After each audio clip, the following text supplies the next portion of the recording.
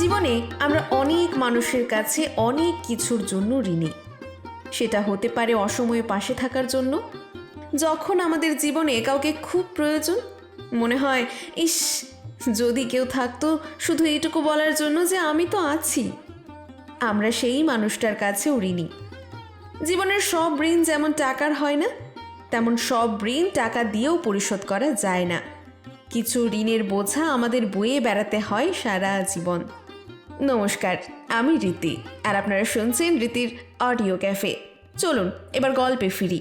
আজকের নিবেদন বিশিষ্ট লেখিকা শ্রীমতী ইন্দিরা দেবী রচিত ঋণ পরিশোধ। রুগ্ন বন্ধুর চিকিৎসায় প্রবোধচন্দ্র যখন আপনার সময়, স্বাস্থ্য এবং অর্থ অকাতরে ব্যয় করিতে আরম্ভ করিল, তখন বন্ধু যামিনীনাথ একদিন লজ্জিতভাবেই বলিল, মাফ করো প্রবোধ, তুমি আমার জন্য আপনাকে ফেল করিতে বসিয়াছ। ভোরের আলো খোলা জানালা দিয়া যামিনীর রক্তহীন বিবর্ণ মুখের ওপর আসিয়া পড়িতেছিল। একখানা বেতের মোড়ার ওপর বসিয়া সদ্য নিদ্রার্থিত প্রবোধচন্দ্র রুগ্ন বন্ধুর জন্য ওষুধ মারিতেছিল। বন্ধুর কথায় মুখ না তুলিয়াই বলল, কিন্তু তুমি তো জানোই আমি আপনার কর্তব্যটাকেই বেশি বড় মনে করি। যামিনী একটি দীর্ঘশ্বাস ফেলিয়া বলিল, কিন্তু বৃথা পরিশ্রম প্রবোধ। কি সুখের জন্য আমাকে বাঁচাইলে? পৃথিবীতে আমার এমন কে আছে, এমন কি আছে যার প্রলোভনের জন্য আমি বাঁচিতে সাধ করিব? আমার মৃত্যুই ভালো ছিল। প্রবোধ উঠিয়া বন্ধুকে ওষুধ দিয়া বলিল, ফের সেই একই কথা। তাই যদি বলো যামিনী, তবে আমারই বা কি আছে যার জন্য আমায় বাঁচতে হইবে? সহায় আত্মীয়, পিতামাতা, ভ্রাতা কেউই তো আমার নাই। কিন্তু ভগবানের যখন ইহা ইচ্ছা, তখন আমার ক্রুদ্ধ বুদ্ধি মানব কেমন করিয়া তাহার বিধান লঙ্ঘন করিবে? তুমি হয়তো বলিবে, আমার অর্থ আছে, কিন্তু তাহা কি চিরস্থায়ী? অর্থ তো তোমারও ছিল, মোকদ্দমায় জিত হয় আবার ফিরিয়া পাইবে। জানোই তো প্রাতঃকালে মৃগাবৃত থাকিলে সায়ংকাল অনেক সময় পরিষ্কার থাকে। বৃথা আশা প্রভু, তা আর হয় না। হাইকোর্টে আপিল করিলে কি হইতো বলা যায় না। বলিয়া যামিনী একটা দীর্ঘশ্বাস ফেলিয়া চুপ করিল। প্রবোধ যামিনীর মাথার কাছে বসিয়া মাথায় হাত বুলাইতে বুলাইতে বলিল, যামিনী, তুমি পীড়িত ছিলে, তাই সব কথা তোমায় বলিতে সাহস করিলাম না। আমি হাইকোর্টে আপিল করিয়াছিলাম। যামিনী চকিতভাবে মুখ তুলিয়া বন্ধুর মুখের দিকে চাহিল। আশা ও আকাঙ্ক্ষায় যোগুৎপত তাহার মুখমণ্ডলে আরক্ত হইয়া উঠিয়াছিল। ধীরে ধীরে বলিল, রায় কি বেরিয়েছে? যামিনী কথাটা শেষ না করিয়াই বন্ধুর প্রতি আগ্রহের সহিত চাহিয়া রহিল। প্রবোধ সযত্নে তাহার রুক্ষ চুলগুলি নাড়িতে নাড়িতে বলিল, তোমার জিত হয়েছে। ও কি যামিনী, তুমি কি ছেলে মানুষ হলে? অত অধীর হইও না। আনন্দের অতিশয্যে যামিনী উঠিয়া বসিয়াছিল। প্রবোধ ধীরে ধীরে তাহাকে শয়ন করাইয়া দিলে যামিনীর দুই চোখে অশ্রুরাশি সঞ্চিত হইয়া উঠিল। সে অশ্রুরুদ্ধ কণ্ঠে বলিল, প্রবোধ, তোমার এই ঋণ আমি জীবনে কখনো শোধ করিতে পারিব না। যামিনী ও প্রবোধের মধ্যে রক্তের কোনো সম্বন্ধ না থাকিলেও মনের অতি ঘনিষ্ঠ সম্বন্ধ ছিল। বাল্যকাল হইতে দুজনে একসঙ্গে খেলা, একত্রে লেখাপড়া, একত্রে সহবাসী, পরস্পরের প্রতি অতি প্রগাঢ় আত্মীয়তা জন্মিয়াছিল। অল্প বয়সেই দুজনেই পিতৃমাতৃহীন, তাই পরস্পরের প্রতি সহানুভূতিও যথেষ্ট ছিল। প্রবোধ ও যামিনী কলিকাতায় মেসে থাকিয়া লেখাপড়া করিত। আইন পরীক্ষায় উত্তীর্ণ হইয়া দুজনেই কার্যক্ষেত্রে প্রবেশ করিতে ইচ্ছুক। তখন সহসা সংবাদ আসিল, যামিনীর জ্ঞাতি ভ্রাতা হরিশঙ্কর মুখোপাধ্যায় যামিনীর নামে নালিশ আনিয়াছে। সে বলে বিষয় তাহার পিতার। যামিনীর পিতা তত্ত্বাবধায়ক ছিল মাত্র। অজ্ঞতা যামিনীকে মোকদ্দমায় তদবিরে ফিরিয়া আসিতে হইল। কিন্তু মোকদ্দমা সহজে মিটিল না। পূর্ণ 4 বৎসর কাল যথেষ্ট অর্থ ব্যয় করিয়া নিঃস্ব হইয়া পড়িলে যামিনী একদিন শুনিল মোকদ্দমায় তাহার হার হইয়াছে। দারুণ মনোকষ্টে তাহার স্বপ্ন ভাঙিয়া গেল। প্রবোধ খবর পাইয়া দেশে ফিরিয়া আসিল। বাড়িতে অন্য কেহ না থাকায় যামিনীকে আপনার কাছে লইয়া আসিয়া সর্বকর্ম পরিত্যাগ করিয়া চিকিৎসা করাইতে এবং স্বয়ং শুশ্রূষা করিতে আরম্ভ করিয়া দিল। আর সেই সঙ্গে হাইকোর্টে নিজের ব্যয়ে জামিনের মোকদ্দমার আপিল করিল। আপিলের ফল পূর্বেই বলা হইয়াছে। মধ্যাহ্নে আহার আদির পর শয়নকক্ষে পালঙ্কের ওপর অতি সাহিত্য প্রবোধ সংবাদপত্র পাঠ করিতেছিলেন। অদূরে টেবিলের নিকট একখানা আরাম কেদারায় বসিয়া যামিনী একখানা ফটোগ্রাফ দেখিতেছিল। ফটোগ্রাফখানা প্রবোধের ভাবী পত্নী সুরবালার। পূর্বদিন মধ্যাহ্নে দুই বন্ধুতে নীরদবাবুর কন্যা সুরবালাকে দেখিতে গিয়া ফটোগ্রাফখানাকে সংগ্রহ করিয়া আনিয়াছিল। প্রবোধের উপার্জনক্ষম না হইয়া বিবাহে বড় একটা মত ছিল না, কিন্তু সুরকে দেখিয়া তাহার মন পরিবর্তন হইয়াছে। সুর ভীষণ সুন্দরী এবং সুশিক্ষিতা। প্রবোধের সহিত ইতিপূর্বে তার আরও দুই একবার দেখা হইয়াছিল। নীরদবাবু প্রায় মধ্যে মধ্যে তাহাকে নিমন্ত্রণ করিয়া লইয়া যাইতেন। সেদিন তাহার অনুরোধে তাহারা দুই বন্ধু কন্যা দেখিতে যায়। সুরকে দেখিয়া যামিনী মুগ্ধ হইল। পথে দু একটা কথা কহিয়াই প্রবোধ বুঝিল যামিনী কিছু অন্যমনস্ক।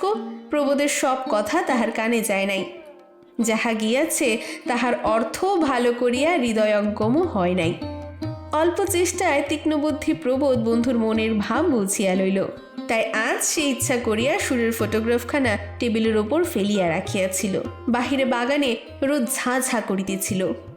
রৌদ্রকাতর উত্তপ্ত প্রকৃতির নীরব ক্লান্তিতে বিন্দুমাত্র ভ্রুক্ষেপ না করিয়া একটা কাঠঠোকরা পুকুর পাড়ে নোড়া গাছের ঘন পত্রের ভিতর লুকাইয়া মাঝে মধ্যে ঠক ঠক শব্দ করিতেছিল। উশৃঙ্খল বাতাসে পথের ধুলা এবং শুষ্ক পত্র উড়িয়া উড়িয়া মর্মর ধ্বনি তুলিতেছিল। যামিনী বলল, প্রবোধ, তুমি যথার্থই ভাগ্যবান। এমন রত্ন সকলের ভাগ্যে ঘটে না। প্রবোধ হস্তস্থিত সংবাদপত্রখানা বিছানার মধ্যে রাখিয়া বন্ধুর প্রতি চাহিয়া দেখিল। তারপর ঈষৎ হাস্যের সহিত বলিল, দুর্ভাগ্যবশত আমি ভালো জহুরি নই, তাই রত্ন চিনতে পারিলাম না। যামিনী মুখ নত করিয়া সহস্র হস্তচ্যুত দিলখুশ বাসিত রুমালখানা তুলিতে তুলিতে বলিল, হই তোমার বড় দোষ।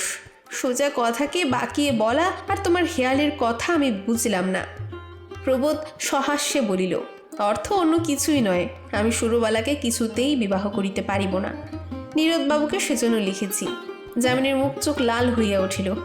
কি বলিবে তাহা বুঝিয়া উঠিতে না পারিয়া চুপ করিয়া রহিল। প্রবোধ বলিল, তুমি তো জানোই আমি বিবাহের পক্ষপাতী নই। নিজের অবস্থার উন্নতি না করিতে পারিলে আমি বিবাহ করিব না। তাই নীরদবাবুকে অনুরোধ করিয়াছি তাহার অমূল্য রত্ন আমার প্রিয় বন্ধুকে দান করিয়া আমাকে মুক্তি দিন। যামিনী উঠিয়া দাঁড়াইল। বিস্মিতভাবে বলিল, প্রবোধ, আমার ভয় হয়। তোমার সব কথা আমি বুঝে উঠতে পারি না। তুমি আমার জন্য যদি... হস্তস্থিত সংবাদপত্রটি মাটিতে ফেলিয়া অত্যন্ত উদাসীনভাবে প্রবোধ বলিল, ব্যস্ত হইও না যামিনী। আমার নিকট সুরও যা আর ভবশঙ্করীও তা। তুমিও জানো রমণের প্রতি আমার কতটা অবজ্ঞা। যামিনী মনে মনে বলিল, প্রবোধ, তুমি মানুষ নও, দেবতা। তোমার ঋণ জীবন দিয়াও পরিশোধ হয় না। প্রবোধের যত্ন এবং চেষ্টায় সুরুর সহিত যামিনীর শুভ বিবাহ সম্পন্ন হইয়া গেল। প্রবোধ একদিন জানাইল সে পশ্চিমে গিয়া একটি প্র্যাকটিস করিবে। নববিবাহিত যামিনী তাহার প্রফুষ্টিত গোলাপগন্ধ কুন্তলীন বাসিত মস্তকে সবেগে নাড়িয়া ঘোরগত আপত্তি উত্থাপন করিল। প্রবোধ হাসিয়া বলিল, বুঝতে পারছো না যামিনী, দুজনে একত্রে থাকায় তোমাদের পসারের বড় ক্ষতি হচ্ছে। সংসারী হলে এবার তো একটু স্বার্থ বুঝিতে চেষ্টা করো। প্রবোধের কথায় ক্ষুণ্ণ হইয়া যামিনী বলিল, তুমি কি আমায় এতই নীচ মনে করো প্রবোধ? বাধা দিয়া প্রবোধ বলিল, না ভাই, আমি তামাশা করছিলাম মাত্র। তুমি তো জানো আমার স্বাস্থ্য ভালো নয়। বিশেষত পশ্চিমের অবারিত মুক্ত সৌন্দর্য আমার কাছে ভালো লাগে। আমার বহুদিনের ইচ্ছা সফল হইবে, ইহাতে আপত্তি করিও না। যথাসময়ে বন্ধুর নিকট বিদায় লইয়া প্রবোধ পশ্চিমে যাত্রা করিল। যাত্রাকালে অকৃত্রিম বেদনায় দুই বন্ধুর চক্ষুই অশ্রুসিক্ত হইয়া উঠিয়াছিল। প্রবোধ প্রবাসী বন্ধুর স্মৃতিচিহ্ন স্বরূপ দিলখোশ প্রভৃতি কতগুলো শৌখিন দ্রব্য সুরুর জন্য উপহার দিল। প্রায় 1 বছর পর প্রবোধ ভাগলপুরে আসিয়াছে, কিন্তু এই পর্যন্ত আপনার কার্যের বিশেষ উন্নতি করিতে পারে নাই। ভাগলপুরের মতো উকিল প্রধান দেশে নতুন উকিল প্রবোধের শীঘ্র উন্নতির কোনো সম্ভাবনাও ছিল না। বাঙালি টোলায় একখানি ছোট্ট বাংলা ভাড়া লইয়া প্রবোধ আপনার নতুন সংসার পাতাইয়া লইল। সংসারে তাহার আপনার কেহই ছিল না, কিন্তু স্বভাবের গুণে অল্পদিনের মধ্যে অনেকের সহিত বন্ধুত্ব জন্মিয়াছিল। প্রবোধের ভাগলপুরে আসিবার 1 বৎসর পরে হঠাৎ বসন্তের ভয়ানক প্রাদুর্ভাব হইল। ভয়ে অনেকে দেশ ছাড়িয়া পলায়ন করিল। প্রবোধের বাসার নিকটে 2-1 জনের বসন্ত হওয়ায় বন্ধুবর্গ প্রবোধকে বাসা ছাড়িয়া দিতে পরামর্শ দিলেন, কিন্তু পালাইবার আর কোনো সময় রহিল না। সকলে সভয়ে শুনিল প্রবোধের প্রতি মার অনুগ্রহ হইয়াছে। 2-1 জন ভদ্রলোক হাসপাতালে ডাক্তার সাহেবের নিকট সংবাদ পাঠাইয়া দিলেন। দাসী চাকর ভয়ে চাকরি ছাড়িয়া চলিয়া গেল।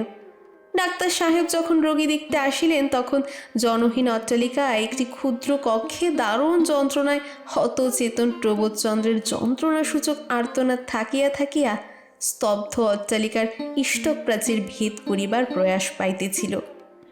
রোগী দেখিয়া সাহেব হাল ছাড়িয়া দিলেন। তখন রোগীকে হাসপাতালে লইয়া যাওয়া অসম্ভব। এমন সময় একজন নবাগত ভদ্রলোক হাঁপাইতে হাঁপাইতে আসিয়া অশ্রুরুদ্ধ কণ্ঠে প্রবোধের জীবন দানের জন্য তাহার পাদমূলে পতিত হইয়া প্রার্থনা করিল। সাহেব অতিমাত্র বিস্মিতভাবে তাহার হাত ধরিয়া তুলিয়া জিজ্ঞাসা করিলেন, তিনি প্রবোধের কে হন? আগন্তুক অশ্রু মুছিয়া জানাইল, কেহই নয়, প্রবোধের নিকট তিনি ঋণী।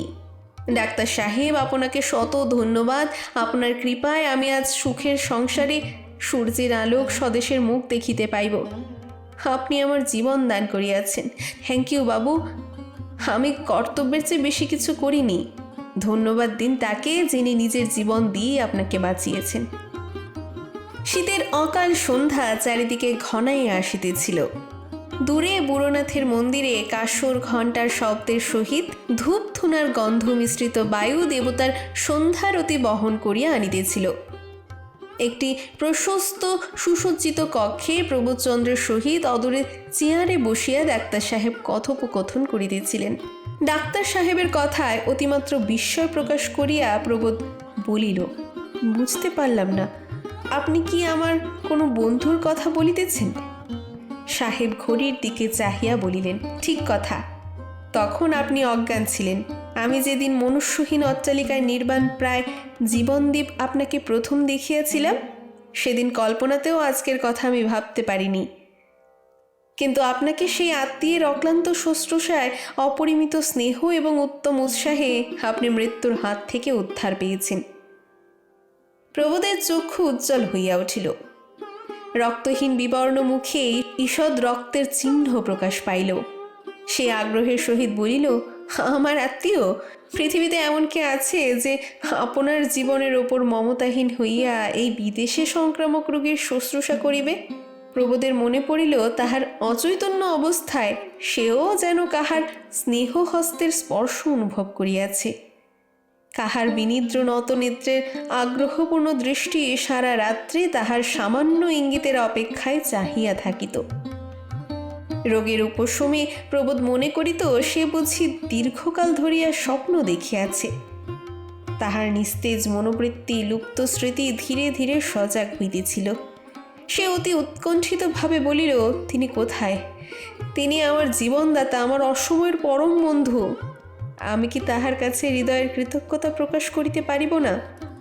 সাহেব খোলা জানালা দিয়া বাইরের দিকে দৃষ্টি আকর্ষণ করিয়া বলিতে লাগিলেন, না বাবু, তিনি এখন কৃতজ্ঞতা প্রকাশের অনেক ঊর্ধ্বে। কাল রাত্রি 8:30টার সময় আপনার সংক্রামক রোগে তাহার মৃত্যু হইয়াছে। মৃত্যুকালে বলিয়া গিয়াছেন, স্বদেশে তাহার স্ত্রী পুত্র আছে, তাহাদের সংবাদ লইও। প্রবোধের রক্তহীন মুখে মৃতের মতো মুখ বিবর্ণ হইয়া গেল। তাহার মনে হইতে লাগিল, হৃৎপিণ্ডের ক্রিয়াও বুঝি রুদ্ধ হইয়া যায়। সমস্ত বিশ্ব সংসার এক মুহূর্তের মধ্যে ঘন কুহিলিকায় আচ্ছন্ন হইয়া তাহার চক্ষুর উপর কৃষ্ণ যবনিকা টানিয়া দিল। প্রাণপণ শক্তিতে আপনাকে সচেতন রাখিয়া সে রুদ্ধ কণ্ঠে বলিয়া উঠিল, তাহার নাম? সাহেব দ্বারের নিকট অগ্রসর হইয়াছিলেন। ফিরিয়া আসিয়া পকেট হইতে নোট বাহির করিয়া তিনি বলিতে লাগিলেন, যামিনীনাথ মুখোপাধ্যায়। একটি অস্ফুষ্ট চিৎকারের সহিত প্রবোদের চেতনাহীন দেহ শয্যাতলে লুণ্ঠিত হইয়া পড়িল। আজকের গল্প এখানেই শেষ। কেমন লাগলো আজকের গল্পটি কমেন্টে অবশ্যই লিখে জানাবেন। আপনার জীবনেও কি এমন কোনো বন্ধু আছে যার কাছে আপনি অনেকটা ঋণী, যার ঋণ পরিশোধ করা এখনো বাকি?